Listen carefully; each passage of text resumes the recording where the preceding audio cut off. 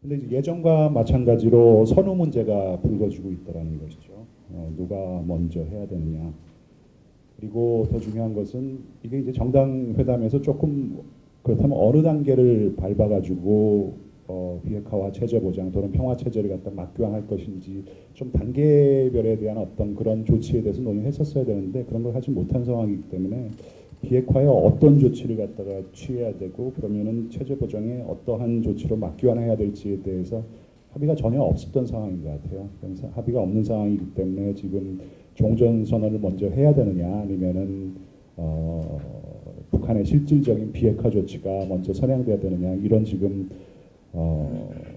교착 상태가 지속되는 것 같은데 종전 선언이 먼저 돼야 된다는 북한의 주장이 문서상으로는 우리 저 홍현익 박사님도 말씀을 하셨지만 아주 근거는 없는 것 같아요. 조금 이게 이제 정상 간의 합의문이 저는 조금 잘못됐다고 생각하는데 이 6.12 센토사 합의문을 볼 것 같으면 1항이 이제 조미간 미국과 북한과의 새로운 관계를 만들어가자. 그다음에 2항이 평화체제를 갖다 구축하자. 3항이 이제 비핵화가 나옵니다. 그러니까 북한 입장에서는 순서대로 가자는 것이죠. 그리고 판문점 선언 같은 경우 다 아시겠지만 처음에 남북관계 개선이 나오고 그다음에 나중에 가면 갈수록 평화체제 얘기가 나올 때 마지막 항목으로 비핵화에 관한 얘기가 나옵니다. 그러니까 북한 입장에서는 야, 이 합의문 봐라. 순서대로 가자. 이제 이런 얘기가 하는 것 같고요. 트럼프 대통령이 굉장히 서둘렀다고 생각해요. 저는 트럼프와 트럼프 행정부는 조금 분리해서 봐야 된다고 생각하는데 트럼프와 폼페이오가 한편이고 그 다음에 National Security Council 그 국가안전보장회의에 있는 분들과 이제 국방부는 조금 다른 입장인 것 같은데 트럼프가 종전 선언을 할 수 있다라는 얘기를 갖다가 이제 정의용 실장으로부터 그 전화를 받은 자리에서 이 양반이 좀 흥분했던 것 같아요. 제가 생각하기에는 트럼프는 한국이 그러니까 남한과 북한이 대한민국과 북한이 아직까지 기술적으로 전쟁을 벌이고 있는 상태라는 것을 몰랐습니다.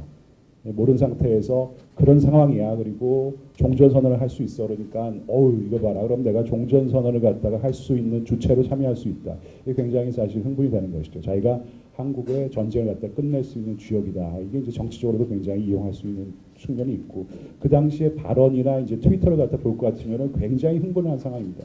how exciting 막 이러면서 종전선언을 할 수 있대.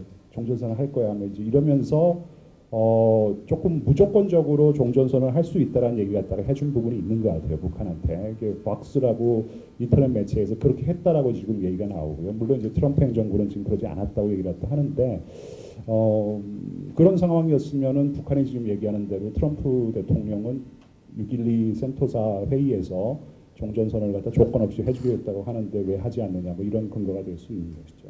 그리고 뭐 또 한 가지는 홍영익 박사님이 말씀하셨듯이 북한은 실질적으로 조치를 취했다는 것이죠. 평창리 핵실험장 폐기하고 동창리 미사일, 이제 엔진 실험장이지만은 이제 폐쇄를 했는데 미국은 한 게 무엇이느냐.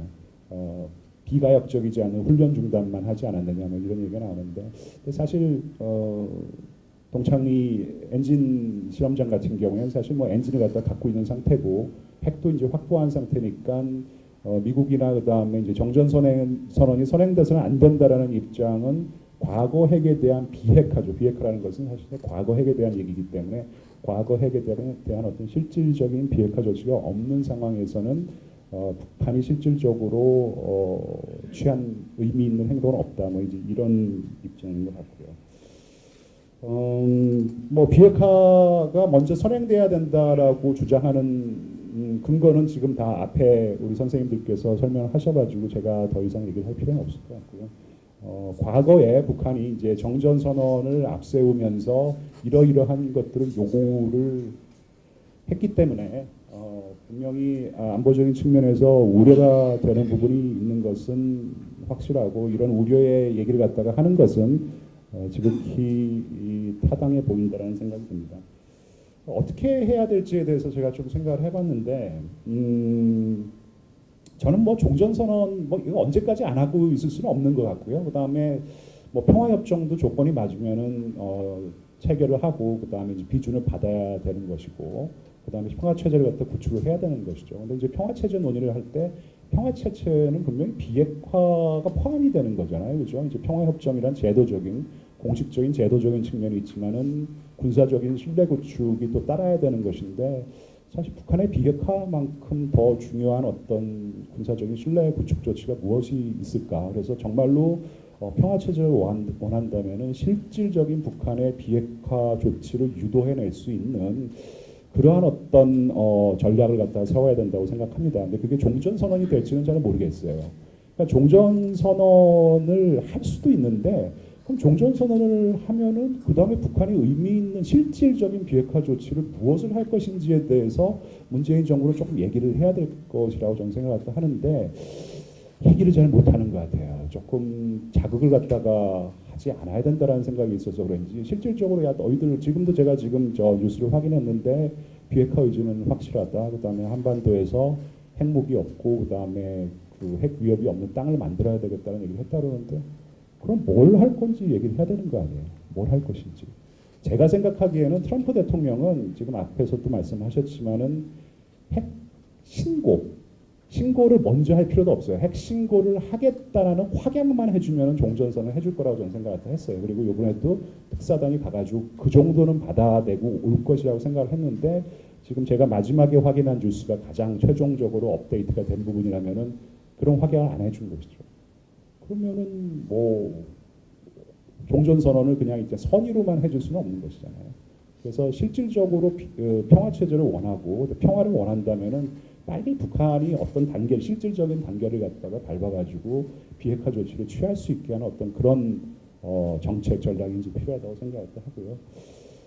두 번째로는 종전선언을 할 수도 있는데 만약에 저는 조건이 있습니다. 제 개인적으로는 조건이 북한이 확약을 해줘야 된다는 것이 적어도 리스트는 너희들한테 제공해줄게. 다 해줄 필요도 없어요. 그냥 뭐 예를 들어가지고 뭐 영변의 시설이라든지 그다음에 핵탄두 몇 개 있다 이 정도만 해줘도 종전선언이 선언이 될 수 있는데 조건이 있다는 것이죠. 근데 굉장히 저희 안보를 우려하시는 분들의 어떤 그런 걱정이 타당성이 있다면은 그거를 조금 불식시켜줘야 돼요. 그게 현실이니까요, 분명히. 여러분들이 그 생각을 하고 있으니까. 그렇다면은 종전선언문을 저는 만들어야 된다고 생각을 했는데 엊그제 문정인 특보께서 중앙일보 인터뷰한 내용을 보니까 종전선언문을 만들었대요. 만들어서 그걸 갖다가 지금 북한 측이랑 미국 측이랑 회담을 했는지는 모르겠는데 제가 확인한 바로는 이 종전선언문의 뭐 사망과 사항에 평화협정 체결하기 전까지는 지금 모든 군사분계선 NLL까지 포함해서 그런 군사분계선이 유지가 될 것이고 정전협정이 이제 분명히 유지가 될 것이라는 것이죠. 그래서 유엔사 지위가 유지가 되고 주한미군 주둔 철수 주장이 근거가 없게 될 어떤 이런 문서가 있기 때문에 여러분들이 생각하는 어떤 그런 안보 우려의 어떤 근거가 조금 많이 사라지게 된다. 그러니까 적어도 저는 종전선을 갖다 하려면은 이러이러한 것들이 포함되지 않는다라는 것을 북한과 명확하게 하고 미국과도 명확하게 해야지 여러분들이 걱정하는 어떤 그런 부분을 갖다가 조금 그런 우려를 갖다 부식시켜 준다고 생각하고요. 그리고 하광현 박사님도 말씀을 갖다 하셨는데 저는 김정은이 지금 시간을 좀 노리고 있다고 생각을 갖다 해요. 트럼프와 트럼프 행정부를 분리해서 지금 대응을 하고 있는데 사실 트럼프가 유일한 지금 희망이라고 저는 생각을 해요. 김정은한테는. 그래서 트럼프한테 분명히 선물을 줄 것인데 요번에 선물 안 줬다면은 만약에 이제 유엔 회의가 가지고 리스트를 갖다가 줄게 뭐 이런 식으로 얘기해 줄 수 있을 것 같아요. 그렇다면은 트럼프가 분명히 11월 중간 선거에 사용을 갖다 할 수가 있는 거죠. 그런 타이밍을 노리고 있는 게 아닌가. 그래서 그런 막교환이 가능한데 그러고 나면 또 뭐해요 이제. 그럼 또 어떤 항목을 갖다가 비핵화의 어떤 항목과 그 다음에 체제 보장 내지는 평화 체제 구축의 어떤 과정을 어떤 아이템을 갖다가 맞교환할 것인지에 대해서 전혀 모르는 거예요. 이거 완전히 깜깜이 협상인 것이죠. 어느 세월에 진짜로. 그래서 저는 로드맵이 필요하다고 생각을 갖다 해요. 그러니까 비핵화와 평화 체제 맞교환, 비핵화와 평화 체제 구축 어떤 톱니바퀴처럼 이어져가 자세할 필요는 없는데.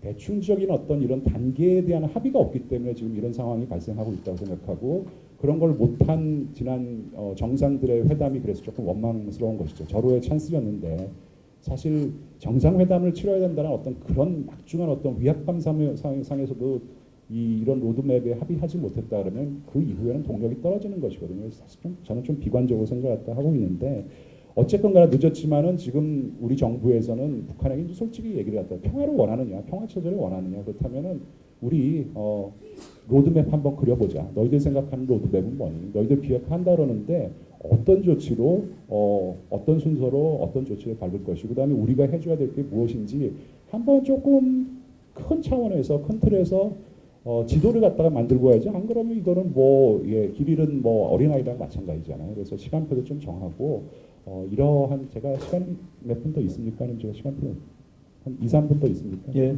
네. 그래서 이러한 이 로드맵과 시간표를 확정해서 뭐 북한과 합의하고 그다음에 미국과도 합의하고 좋게는 이제 중국과도 같이 합의를 갖다가 해야지만 의미 있는 진도가 나갈 것이고 그래야지만 실질적인 평화 체제 구축이 저는 가능하다고 생각합니다. 그렇지 않으면은 지금 북한이 또 어떤 항목을 내놓을지 저는 모르겠어요. 그러니까 북한이 생각하기에는 지금은 아마 마지막에 자기네들 취한 조치가 동창리 엔진 실험장을 폐쇄를 갖다 했으니까 거기에 상응하는 대가로 종전선을 갖다 해줘야 된다 이런 식으로 생각할 수도 있는 거거든요. 자기네들이 생각을 갖다 하는 것이죠. 그렇다면은 종전선을 갖다 하고 난 후에 그 다음에 북한이 아무런 비핵화 조치를 갖다가 그러니까 리스트를 갖다 제공하지 않고 그 다음에는 동창리에 뭐 발사대를 갖다가 폐쇄한다든지 그러고 난 다음에 뭐 다른 것을 또 요구할 수 있어요. 이게 이제 북한의 전형적인 살라미 전략이고 그 다음에 이렇게 단계별로 그러니까 자기네들이 어떤 항목 내놓고 이런 항목 내놓으라. 이게 이제 영어로는 피스밀 어프로치라고 그러잖아요. 단계별 어떤 이런 접근 방식으로는 저는 비핵화가 요원하고 비핵화가 요원하다면 평화 체제도 요원하다고 생각합니다. 그래서 더 늦기 전에 로드맵을 만들고 시간표도 만들어가지고 당사국들이 합의를 구하는 것이 그 무엇보다도 중요하다고 생각합니다.